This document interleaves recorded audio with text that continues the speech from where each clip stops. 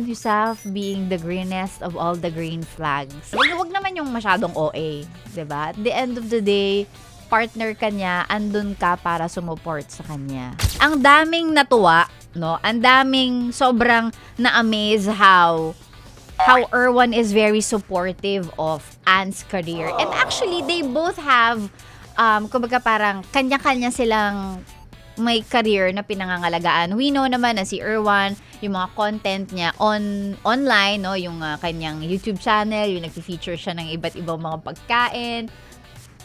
Parang medyo focus on that yung career ni Erwan. And then of course, TV and movies. So parang sobrang natuwa yung mga netizens na instead of Erwan being parang something na parang nakakahinder sa career ni Anne, he's just there to support.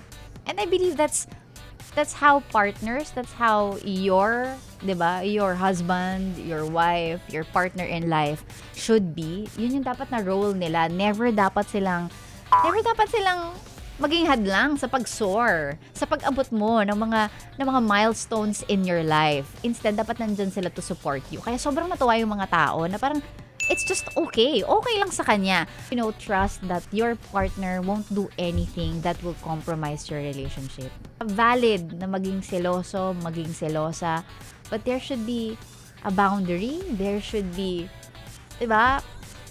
May ano naman, wag naman yung masyadong OA, 'di ba? At the end of the day, partner ka niya, andun ka para sumuport sa kanya. So, yeah, earn yourself being the greenest of all the green flags. Sabagay, kahit ako kung na-meet kita na ganyan ka na, artista ka na bago mo pa ako pakasalan, bago pa maging tayo, sino ako para sabihin sa'yo na tigil mo na yung pag-aartista mo? All because I'm not comfortable? Again, valid naman yun. Pero, kung may tiwala ka naman and alam mo naman na professional, 'di ba? Professional yung tao and it's really just for work, then why would you be jealous? Bakit mo siya pagbabawalan? 'Di ba? Buti na lang yung asawa ko, hindi niya kailangan mag-worry about it kasi hindi naman ako artista. Hindi naman ako artista.